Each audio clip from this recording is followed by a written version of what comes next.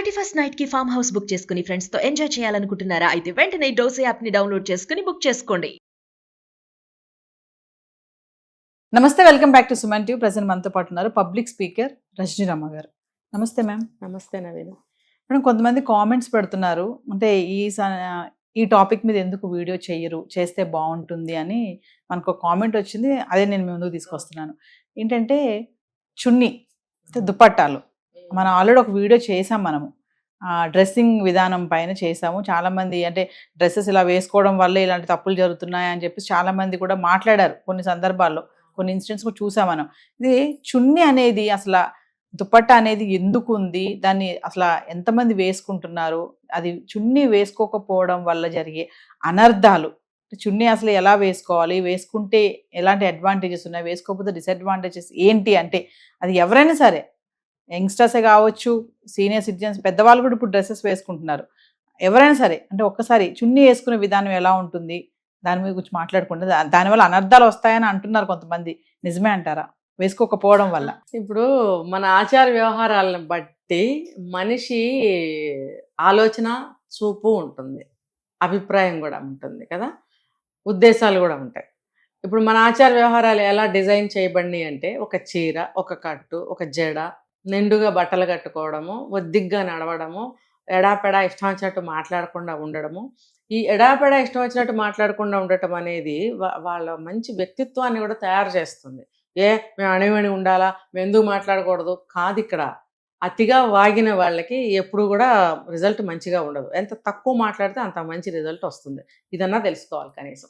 So ఇలాంటి కట్టుబాట్లన్నీ ఉన్న దేశంలో మనం పుట్టి పెరిగాం తరతరాలుగా, కొన్ని వేల సంవత్సరాల నుంచి. ఆల్ ఓవర్ ఇండియా అన్ని ప్లేసుల్లోనూ ఆ ప్లేస్కి సంబంధించిన ఆచార వ్యవహారాలు పాటిస్తూనే ఉన్నారు చాలామంది, ఎక్కడో కొన్ని ప్లేసుల్లో తప్ప. కొన్ని సిటీస్ ఉన్నాయి చెప్పాలంటే, బెంగళూరు అని, ఢిల్లీ అని, ఇట్లా కొంచెం మెట్రోపాలిటన్ సిటీస్లో అన్ని రకాల మనుషులు రావటం, ఫారినర్స్ రావటం వల్ల అటువంటి ప్లేసుల్లో కొంచెం కల్చర్ డిఫరెంట్గా ఉంటుంది. కాబట్టి అక్కడ ఉన్న ప్రజల్లో కూడా తప్పుడు అభిప్రాయాలు ఉండకపోవచ్చు. ఇక్కడ కూడా డౌటే, ఉండొచ్చు కూడా. అయినా ఎక్కువగా ఉండకపోవడానికి ఛాన్సెస్ ఉంటాయి, ఎందుకంటే అందరూ అలాగే ఉంటారు కాబట్టి. కానీ మిగతా ప్రాంతాల్లో అలా కాదు. ఒక కట్టుబాటు, ఒక సాంప్రదాయం అనేది అందరు కోరుకుంటూనే ఉన్నారు ఈ రోజుకి కూడా. కానీ ఎవరు పాటించటం లేదు. కోరుకుంటున్నారు కానీ పాటించటం లేదు. చెప్పే అమ్మలే వాళ్ళ పిల్లలకి ఎలా వెళ్ళినా ఊరుకోవాల్సి వస్తుంది. ఎందుకంటే వాళ్ళు అలా వెళ్ళిపోతున్నారు, చెప్తే వినరు, ఇవి చెప్పినా వర్కౌట్ అవ్వదని ఈవిడే ఊరుకుంటుంది.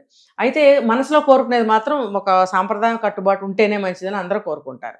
అయితే ఆడపిల్లలు ఒక వయసు వచ్చిన దగ్గర నుంచి కూడా ఎందుకు హాఫ్ శారీస్ వేస్తారు? వయసు వచ్చింది, ఎవరి చూపు పడకూడదు. ఇప్పుడు ఒక మనిషి, ఒక వ్యక్తి వైపు చూశారు అంటే ఫస్ట్ చూపు ఎక్కడ పడుతుంది ఒక అమ్మాయిని చూసినప్పుడు, ఒక అబ్బాయికి. కాబట్టి అటువంటి ప్లేసుల్లో మనము కవర్ చేస్తూ మరుగ్గా ఉంచుకోవాలి. అది మన మానం దాచుకోవడం అంటారు. అంటే అబ్బాయిలు ఎందుకు ఉంటారంటే, అబ్బాయిలకి అలా ఉండదు కాబట్టి వాళ్ళు ఉంటారు, ఆడవాళ్ళకి ఉంటుంది కాబట్టి ఆడవాళ్ళు బయట అనేది మనకు అలవాటు చేశారు. ఇప్పుడు నేను అబ్బాయిలతో సమానంగా నేను బయట వేసుకోను అని అంటే మనం ఏం చెప్పలేం. కొంతమందిని చూస్తుంటాం, మా ఇంట్లో అబ్బాయిలు లేరు కాబట్టి అమ్మాయిని నేనే అబ్బాయిలాగా ఉంటాను అని చెప్పి క్రాఫ్ చేయించుకోవడము, షర్ట్లు ప్యాంట్లు వేసుకుని తిరగడము, అబ్బాయిలాగా బాడీ లాంగ్వేజ్ మార్చుకోవడము, అబ్బాయిలాగా మాట్లాడటం చేస్తుంటారు అమ్మాయిలే. అది కూడా అంత కరెక్ట్ కాదు. నువ్వు అబ్బాయిలాగా లోటు తీర్చాలని అనుకుంటే నువ్వు అబ్బాయిలు చేసే పనులన్నీ చేస్తూ ఉండు, ఇంట్లో తప్పేం లేదు, సహాయ సహకారాలు ఇవ్వాలి. కానీ నువ్వు అమ్మాయితనాన్ని నువ్వు అలా దాచుకున్నంత మాత్రాన నీకు స్త్రీత్వం అనేది పోతుందని మనం చెప్పలేం. కాబట్టి ఇక్కడ ఎంత అబ్బాయిలాగా ఉండాలనుకున్నా నువ్వు అలాంటి బట్టలు వేసుకోవాల్సిన అవసరం లేదు, అవునా కదా? నువ్వు మామూలుగా అమ్మాయిలు వేసుకునే బట్టలే వేసుకో, తల్లిదండ్రులకి సహాయపడు. లేదు బయట లోకం బాగోలేదు కాబట్టి నేను ఇలా ఉన్నాను అని అంటారు కొంతమంది. నువ్వు ఎంత కవర్ చేసుకున్నా, ప్యాంట్ షర్ట్ వేసుకున్నా నువ్వు అమ్మాయి అని తెలిసిపోతుంది, అవతల వాళ్ళకి తెలుస్తుందా లేదా? బాడీ లాంగ్వేజ్ తెలుస్తుంది, వాయిస్ తెలుస్తుంది, మూమెంట్స్ తెలుస్తాయి, అన్నీ తెలుస్తాయి. నువ్వు ఏ విధంగా నువ్వు దాన్ని దాయలేవు. కాబట్టి ప్యాంట్ షర్ట్లో నువ్వు దాయలేవు. ఇంకా నీకు డేంజర్ అనేది అక్కడ కూడా పొంచే ఉంటుంది. కానీ నువ్వు ఒక పద్ధతిగా నడుచుకుంటూ చున్నీ అనేది, అంటే ఓణీలు వేయటం అనేది పోయింది కాబట్టి చున్నీ అనేది వేసుకోవటం అనేది పవిత్రమైన విషయము. నీ వైపు గబుక్కని ఎవరు కూడా చూడు, అల్లరి చిల్లరగా తిరిగే అమ్మాయిల వైపు గబుక్కని చూస్తారు కానీ తల వంచుకుని పోయే అమ్మాయిల వైపు గబుక్కని చూడరు ఎవరు కూడా. ఇలా మనం గనక ఒదిగి మనం పక్క నుంచి పోతూ ఉంటే మన జోలికి ఎవరు రారు. ఇంకొకటి మనం చున్నీ వేసుకునే విధానం కూడా చక్కగా వేసుకోవాలి. ఇటొక పిన్ను ఇటొక పిన్ను పెట్టుకొని చక్కగా ముందు మంచిగా ఫ్రిల్స్ వస్తాయి. ఇలా చక్కగా చున్నీ పెట్టుకుంటే అది కూడా ఒక అందంగా ఉంటుంది. మనకి ఒక 10 years బ్యాక్ మూవీస్ లో కూడా చూపించేవారు చున్నీని. అటొక పినిస్ ఇటొక పినిస్ మళ్ళీ డిజైన్ గా ఇట్లా లేయర్స్ గా పెట్టి ఎంత మంచి బ్యూటిఫుల్ గా చున్నీ వేసుకుంటారు. ఇంకొకటి స్కూల్ డ్రెస్ కూడా మంచిగా చూడండి, ఇక్కడ ఉంటాయి వాళ్ళకి స్ట్రాప్స్, అందులో ఫ్లాప్స్ పెట్టుకోవడానికి పిన్. అందులో చక్క పిన్ చేసి సాయంత్రం వరకు వాళ్ళ చున్నీ అలాగే ఉంటుంది. మరి ఎందుకు వేసుకోలేకపోతున్నారు? ఏదో ఒక విధంగా ఒక ఆచ్ఛాదన అనేది ఉండాలి. ఒక వస్తువు మనం ఒక స్వీట్ పెట్టాము, ఓపెన్ గా పెట్టేస్తే చీమలు దోమలు ఈగలు ఎట్లా వాళ్తాయో దాని మీద మనం ఏదైనా కవర్ వేస్తాం చూడండి. అట్లీస్ట్ ఒక బాక్స్ మీద ఒక మూతన్నా వేస్తాం. ఎందుకు? అది ఆ జీవులకి కనబడకుండా ఉండటం కోసం. ఆ చీమలు దోమలు చూసినాయంటే అవి వాళ్తాయి కాబట్టి. ఇది మనిషి కూడా అంతే. మనం ఉందని అందరికీ తెలుసు, కానీ మనం అది ప్రత్యేకంగా చూపించుకోవాల్సిన అవసరం ఏముంది? అందుకే చున్నీతో కప్పుకోవడం అనేది ఒక పవిత్రమైన విషయం. అది ఇప్పుడు నీ శిలాన్ని నువ్వే కాపాడుకోవాలి. నీ వెనక మీ అమ్మ నాన్న రోజు వస్తారా? అది నీకు గౌరవం. ఇప్పుడు 10 మంది అమ్మాయిల్లో ఒక 2 చున్నీ వేసుకుంటే ఆ 2నే గౌరవిస్తారు ఎవరైనా. కానీ కొంతమంది దాన్ని మెయింటైన్ చేయలేము, చున్నీ వేసుకోవడం చాలా ఇబ్బందికరంగా ఉంటుంది కొంతమంది అంటారు మేడం. ఈ మధ్యన అసలు మాక్సిమం చున్నీలు వేయడం మానేశారు. ఎలా పడితే అలా ఉండడము, ఆఫీసెస్ లో గానీ ఎక్కడైనా కానీ నలుగురితో కలిసినప్పుడు గానీ, అంటే మన చున్నీ ఉంటే అది వేరే ఉంటుంది, జాగ్రత్తగా ఉంటాం మనం. చున్నీ లేకపోవడం వల్ల మీరు అన్నట్టుగా అల్లచిల్లరగా ఉంటారు కొంతమంది. వాళ్ళ దృష్టి అంతా ఎలా ఉంటుందో ఇంకా మనకు చెప్పాల్సిన అవసరం లేదు. ఎంతమంది ఇప్పుడు చున్నీలు వేసుకుంటున్నారంటే చాలా మంది కామెంట్స్ పెడతారు, అంటే చున్నీ వేసుకోకపోతే మేము అలాంటి వాళ్ళమా, మేము ఎలాంటి వాళ్ళమా అన్న కామెంట్లు కూడా వస్తాయి. అంటే మనం చెప్పేది ఏంటంటే చున్నీ అనేది వేసుకోవాలి. ఎందుకంటే కొంతమంది డీప్ నెక్స్ వేసేసుకుంటున్నారు డ్రెస్లు. మనం బయటకు వెళ్ళామంటే చూస్తాం కదా మేడం, కొంతమందిని డీప్ నెక్ వేసుకోవడం వల్ల ఏంటంటే వాళ్ళు చున్నీలు వేసుకోరు.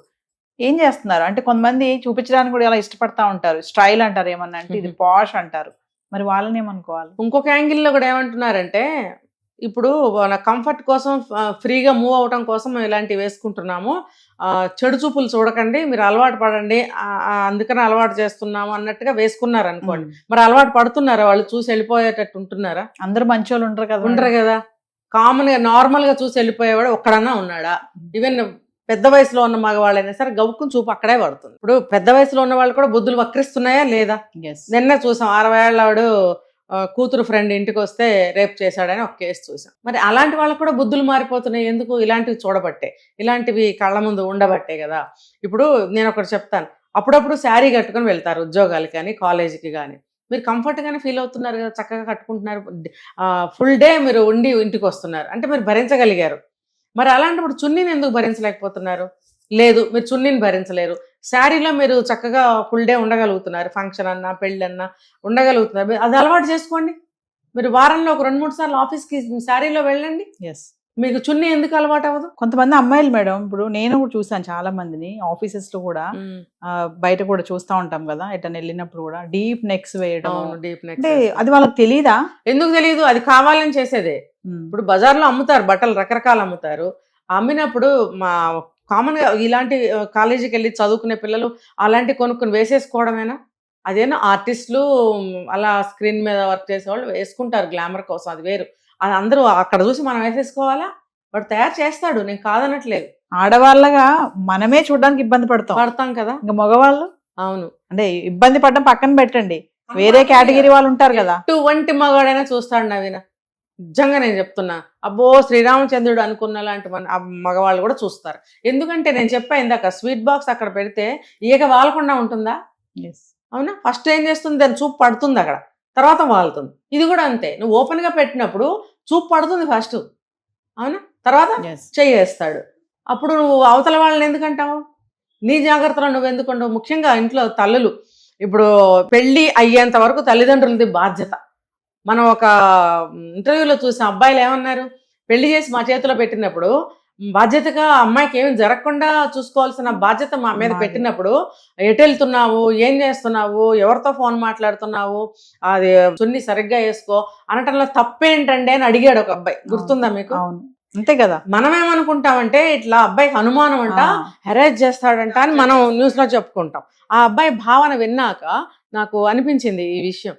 అంటే పెళ్లి చేసి ఒక అబ్బాయి చేతిలో పెట్టిన తర్వాత తల్లిదండ్రులు మా బాధ్యత అయిపోయింది అనుకుంటారు. అమ్మాయిలు ఏమనుకుంటారు తెలుసా, ఫ్రీ బర్డ్ అయిపోయా. భర్త కూడా ఫ్రీగా ఉంటాను, అక్కడ అనేవాళ్ళు ఎవరు లేరు, అంటే కనుక వాడి సంగతి చూస్తాను అనుకుంటా వస్తారు. అలా మాట్లాడుతున్నారు అమ్మాయిలు అందరూ.